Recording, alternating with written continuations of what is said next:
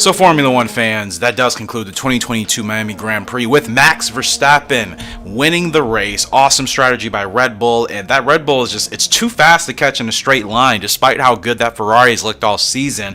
Nobody seems to have a solution to catching the raw straight line speed of the Red Bulls. And again, it's another victory for Max Verstappen, and again, he is closing in on Charles Leclerc in the Drivers' Championship. This season has been awesome so far. This race, however, I think was definitely without a doubt the most boring race, at least of this season thus far. I was hoping for more overtakes, but again, we all saw the track layout prior to even coming to this weekend, and a lot of us probably had similar thoughts of this potentially being a boring race with this circuit. And as far as any overtakes that did happen in the race, I think there were maybe a couple that were actually done on just merit and actual raw overtaking as opposed to a DRS overtake. Nonetheless, Max had a great start from the beginning.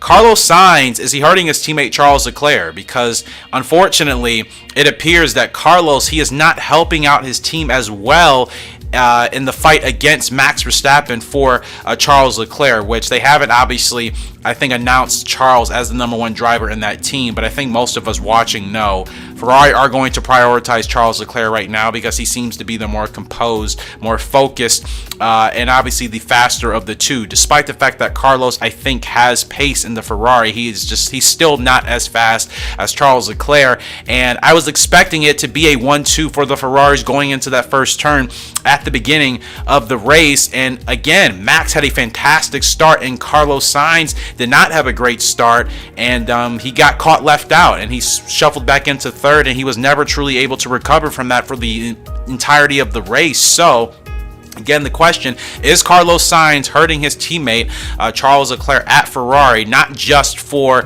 constructors' points. Granted, Carlos obviously finished third here today. It's double points for the Ferraris on the podium, so that always helps when it comes to Charles Leclerc in that driver's fight against Max. That is the question that I'm actually asking, and I hope that makes sense. I hope people don't think I'm saying Carlos Sainz is a bad driver and he's hurting the team as a whole. No, I think in regards to the title fight with Charles and Max, is Carlos not helping his teammate out in the same way that Sergio has been fantastic and great at helping Max out on Red Bull's side of things. I think Carlos is definitely falling below the bar in regards to that.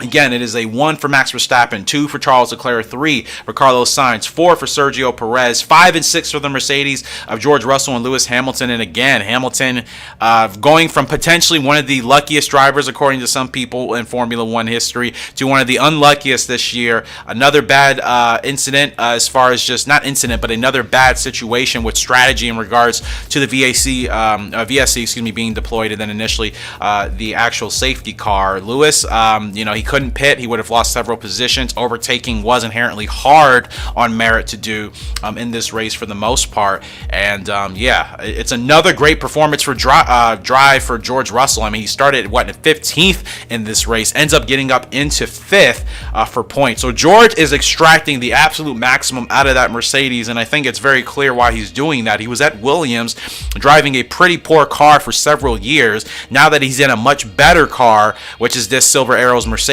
compared to what he was used to at Williams, he is able to extract that much more. And unfortunately, Lewis, he's been used to having such a great car for so long. Now that the Mercedes is still trying to find its footing, Lewis is just not extracting as much out of there. So again, it's 5th for George Russell, 6th for Lewis Hamilton. Valtteri Bottas finishes in 7th, Fernando Alonso in 8th. But granted, this is currently there was a time penalty, I think, for Fernando, so I'm not sure if that would move him out of the points. I'm recording this as soon as this race is literally concluded. 9th for Esteban Ocon, 10th for Alex Albon. Great drive from him, getting that Williams up for the final championship point. And like I said, he probably will get more than that, especially if Fernando's time drops him out of the top 10. 11th for Daniel Ricciardo. Really bad weekend for McLaren overall. Lance Stroll 12th, Yuki Tsunoda 13th, Nicholas Latifi 14th. Both of the Haas's 15th and 16th for Kevin Magnussen and Mick Schumacher. Sebastian Vettel finishing at 17th. A couple of incidents towards the end of the race unfortunately put him further down the order. 18th for Pierre Gasly, 19th for Lando Norris, and Guan Yu Zhou had to retire early in the race. He had a DNF. There was something weird that Martin Brundle said. Formula One drivers can't be friends because of a collision between Mick and Seb. I don't think that's true. Granted, things can get very heated out there on track, but I think drivers that inherently are very good friends and at least are able to maintain that level of respect for one another, I don't think it's impossible for them to be friends and to still be very competitive racers on the track. So Martin Brundle, of course, showing some of his outdated thinking in regards to that comment. But nonetheless, it is a great win here for Red Bull Racing and Max Verstappen. And again, is Carlos Sainz actually hurting Charles Leclerc in that driver's fight? Let me know your thoughts in the comment section below. If you guys want to make sure to subscribe here for weekly Formula One racing content. Unfortunately, that's all the time I have for you guys today. But I will see you all later. Goodbye.